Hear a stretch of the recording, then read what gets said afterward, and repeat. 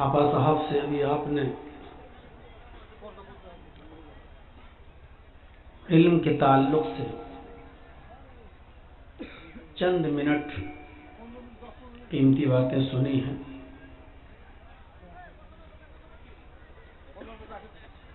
انہوں نے اس بات پر زور دیا ہے کہ آدمی کچھ کم کھا لے لیکن اپنے بچوں کو پڑھائے ضرور. اس میں کوئی شک نہیں ہے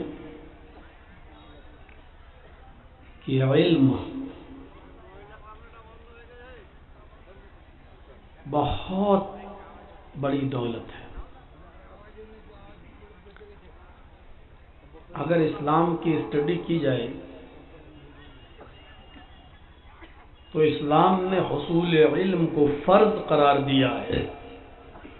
جیسے نماز فرض ہے، روزہ فرض ہے، حج فرض ہے، صاحب استطاعت ہونے پر زکوٰۃ فرض ہے، اسی طریقے سے ہر انسان پر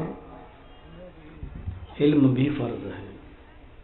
طلب العلم فریضۃ علی کل مسلم. ہر مسلم پر علم کا حصول ضروری ہے. علم کی اہمیت کا اندازہ آپ کو خود وجدان سے ہوگا. وجدان کا مطلب یہ ہوتا ہے کہ آپ خود سے اس کی اہمیت کا اندازہ لگا سکتے ہیں. کسی پڑھے لکھے انسان سے آپ کہیں کہ آپ بہت پڑھے لکھے ہیں ماشاءاللہ تو کتنا خوش ہوگا. لیکن کسی جاہل انسان سے بھی جس نے کبھی اسکول یا مدرسہ نہ دیکھا ہو، اگر آپ اس سے بھی کہیں کہ آپ تو بڑی اچھی باتیں کر رہے ہیں، بڑے سے بڑے پڑھے لکھے لوگ باتیں نہیں کر پائیں گے، ماشاءاللہ آپ تو کافی پڑھے لکھے لگ رہے ہیں، تو وہ بھی خوش ہو جائے گا. جبکہ اس نے ایک دن اسکول میں پڑھا نہیں ہے. لیکن کیفیت دیکھیے، اگر آپ اس کو کہیں گے یار کیا یار پڑھا لکھا آدمی بھی ایسی بات نہیں کرے گا جیسی آپ بات کرتے ہیں، کتنے پڑھے لکھے لگ رہے ہیں آپ، تو اندر ہی اندر خوش ہوگا. لیکن کسی جاہل کو بھی آپ جاہل کہہ کر دیکھ لیجیے، آپ کہہ کر دیکھیے ہے ان پڑھ ہے، گنوار ہے، جاہل کہے گا. حالانکہ وہ جاہل ہے، ان پڑھ ہے، گنوار ہے، لیکن لفظ ان پڑھ اپنے لیے برداشت نہیں کرے گا، گنوار اپنے لیے برداشت نہیں کرے گا، جاہل کا لفظ اپنے لیے برداشت نہیں کرے گا. جبکہ آپ حقیقت بول رہے ہیں، جاہل کہیں گے لیکن برداشت نہیں کرے گا. فوراً جواب میں کہے تو جاہل، تیرا باپ جاہل، تیرا خاندان جاہل، باپ مجھ کو جاہل بولتا ہے. آپ اس بات سے اندازہ لگا سکتے ہیں کہ جہالت خود جاہل کو بھی برداشت نہیں ہے. جہالت خود جاہل بھی ایکسپٹ نہیں کر رہا کہ اس کی نسبت جہالت کی طرف کی جائے. اس سے آپ اندازہ لگا سکتے ہیں کہ جب جہل کی نسبت جاہل خود اپنی طرف منسوب کرنا گوارا نہیں کر رہا ہے تو جہالت کتنی بری چیز ہے. اللہ تعالی ہمیں اپنے بچوں کو پڑھانے لکھانے کی توفیق عطا فرمائے. علم کوئی برا نہیں ہے، ہر علم مفید ہے، لیکن اس کا استعمال اگر آپ صحیح کرتے ہیں تو آپ انگلش میں ماہر بنیے، ایکسپرٹ بنیے، سائنس پڑھیے، انجینئر بنیے، ڈاکٹر بنیے. قرآن نے کہیں نہیں روکا آپ کو، لیکن اس کا استعمال صحیح ہونا چاہیے. زبان بری چیز نہیں ہے، اس کا استعمال اس زبان کو اچھا یا برا بناتا ہے. اگر آپ اس زبان سے کسی سے میٹھی گفتگو کرتے ہیں تو یہ زبان اچھی چیز ہے. اس زبان سے اگر آپ سبحان اللہ الحمدللہ اللہ اکبر کا ورد کرتے ہیں تو یہ زبان اچھی چیز ہے. اس زبان سے اگر کسی کو تکلیف پہنچتی ہے تو یہ زبان بری چیز ہے. اس زبان سے اگر آپ گالی دیتے ہیں تو یہ زبان بری چیز ہے. چھری بنانے والے نے چھری کسی انسان کا مرڈر کرنے کے لیے نہیں بنائی ہے۔ اگر آپ اس چھری سے سبزی کاٹتے ہیں تو اچھی چیز ہے، پھل فروٹ کاٹتے ہیں تو اچھی چیز ہے، لیکن اسی چھری سے اگر آپ کسی ناجائز اور کسی ناحق انسان کا مرڈر کرتے ہیں، ناحق بنا کسی غلطی کے اس کو زخمی کرتے ہیں، تو یہی چھری بری چیز ہے۔ بذات خود چھری بری چیز نہیں ہے، اس کا استعمال اس کو اچھا یا برا بنا دیتا ہے۔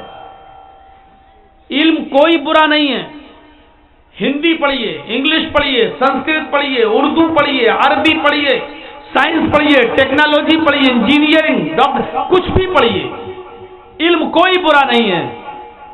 اس علم کا استعمال اس علم کو اچھا یا برا بنا دیتا ہے۔ مولوی بننے کے بعد آپ دوسروں کی جیبوں پہ ڈاکے ڈالتے رہیں تو یہی علم برا ہے۔ علم حاصل کرنے کے بعد آپ کا مدرسہ ہی نہیں، جھوٹی فرضی رسیدیں چھپوا کر آپ پورے ہندوستان میں چندہ کرتے پھریں کہ میرا مدرسہ چل رہا ہے، 500 بچے پڑھ رہے ہیں، اور جبکہ مدرسہ ہے ہی نہیں، تو یہی علم بری چیز ہے۔ علم کوئی برا نہیں ہے، اس کا استعمال اس علم کو اچھا یا برا بنا دیتا ہے۔ تو اللہ تبارک و تعالیٰ سے دعا کیجئے کہ اللہ رب العالمین ہمیں ایسا علم عطا فرمائے جو ہمارے لیے نفع بخش ہو، فائدے مند ہو۔ مجھے پاکستان لاہور کی وہ میٹنگ یاد آتی ہے،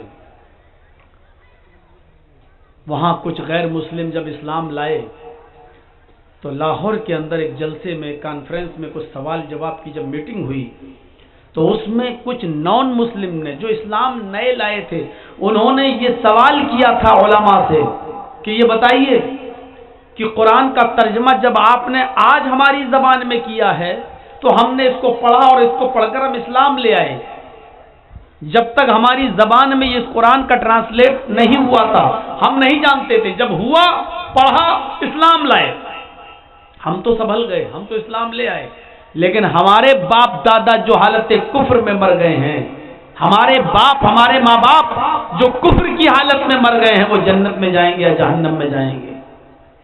کیونکہ ان تک تو قرآن کا ترجمہ پہنچا ہی نہیں تھا، عربی زبان میں تھا، وہ عربی نہیں جانتے تھے۔ سارے مولویوں کے پاس اس کا جواب نہیں تھا، کیا جواب دیتے؟ بھائی جب آپ نے ہماری لینگویج میں، ہماری زبان میں جب ترجمہ کیا ہی نہیں، ہم نے پڑھا ہی نہیں، ہمارے ماں باپ نے بغیر پڑھے ہوئے اور بغیر ترجمہ جانے ہوئے جب ان کی زبان میں، ان کی لینگویج میں جب قرآن کا ٹرانسلیٹ نہیں ہوا تو وہ نہیں پڑھ سکے اور مر گئے، وہ جنت میں جائیں گے یا جہنم میں؟ آج ترجمہ آپ نے ہماری زبان میں کیا ہے تو ہم نے پڑھا اور اسلام کو سمجھا اور اسلام لے آئے، لیکن میرے ماں باپ کہاں جائیں گے؟ کیا جواب تھا؟ تو اگر انگلش، ہندی اور دوسری زبانیں اگر نہیں سیکھی جاتی تو قرآن کا ترجمہ آج دوسری زبانوں میں کیسے ہوتا؟ اس قرآن کو ہمیں تمام لوگوں تک پہنچانا ہے، کیسے پہنچائیں گے جب تک آپ ان کی زبانوں کو نہیں سیکھیں گے؟ ایک جنگ ہوئی تھی، اس میں بہت سے کافر پکڑے گئے، مال فدیہ دے کر چھوڑ دیا گیا، 15 کافر ایسے رہ گئے کہ جن کے پاس مال فدیہ نہیں تھا۔ اللہ کے نبی صلی اللہ علیہ وسلم نے ان کو نہیں چھوڑا کیونکہ ان کے رشتہ داروں کے پاس اتنا مال نہیں تھا کہ وہ مال دے کر اپنے رشتہ داروں کو چھڑا لے جائیں۔ 15 ایسے لوگ تھے جو عبرانی زبان جانتے تھے لیکن ان کے پاس مال نہیں تھا۔ اللہ کے نبی صلی اللہ علیہ وسلم نے ان کو اس شرط پر چھوڑ دیا کہ تم کو ہم چھوڑیں گے، تمہارے گھر والوں کے پاس مال نہیں ہے، لیکن تم میں سے ہر ایک آدمی میرے 10 صحابہ کو عبرانی زبان سکھائے گا، عبرانی زبان سکھائے گا۔ ان 15 کافروں نے 150 صحابہ کو عبرانی زبان سکھائی، ایک نے 10 کو، تو 15 نے کتنے کو سکھائی؟ 150۔ تو اللہ کے رسول نے شرط لگائی، ہم چھوڑ دیں گے تمہیں، تم جاؤ اپنے علاقے میں، لیکن ہمارے ایک آدمی میرے 10 صحابہ کو عبرانی زبان سکھائے گا۔ تو 15 کافروں نے 150 صحابہ کو عبرانی زبان سکھائی. جب وہ عبرانی زبان سیکھ گئے تو اللہ کے رسول نے 150 صحابہ کو اس بستی میں بھیج دیا جہاں لوگ عربی نہیں جانتے تھے اور عبرانی زبان جانتے تھے کہ جاؤ اب تم ان کی زبان میں ان کو اسلام کی دعوت دو, ان کی زبان میں ان کو اسلام پہنچاؤ اور ان کو بتاؤ کہ اسلام کیا ہے. تو میرے پیارے ساتھیوں, یہاں سے آپ اندازہ لگا سکتے ہیں کہ اللہ کے نبی نے ان سے مال نہیں لیا, سونا نہیں لیا, چاندی نہیں لی, بلکہ کیا کہا, ایک آدمی میرے 10 صحابہ کو اپنی بھاشا اپنی زبان سکھائے, یعنی پڑھائے. یعنی غیر مسلم سے بھی پڑھا جا سکتا ہے, جائز ہے. غیر مسلم سے تعلیم حاصل کرنے کے لیے اسلام منع نہیں کرتا ہے, اگر اس کا مقصد اچھا ہو کہ ہم پڑھنے کے بعد اور اس بھاشا کو, اس لینگویج کو سیکھنے کے بعد ہم اسلام کی دعوت و تبلیغ اس مذہب کے لوگوں میں کریں گے جو یہ زبان جانتی ہے. ہمارے نیتیں اچھی ہونی چاہیے, ہمارا اس علم سے ہمیں فائدہ حاصل کرنا چاہیے. یہاں سے آپ اندازہ لگا سکتے ہیں. کبھی میں بولتا نہیں ہوں کیونکہ 12 بجے 11 بجے ٹائم ملتا ہے تو علم کے اوپر کیا بولوں, لیکن آج تھاپا صاحب کی باتیں سن کر اتنی سی باتیں میرے ذہن میں آئیں تو میں نے آپ کے سامنے رکھ دیا. میرے بھائیوں, ضروری ہے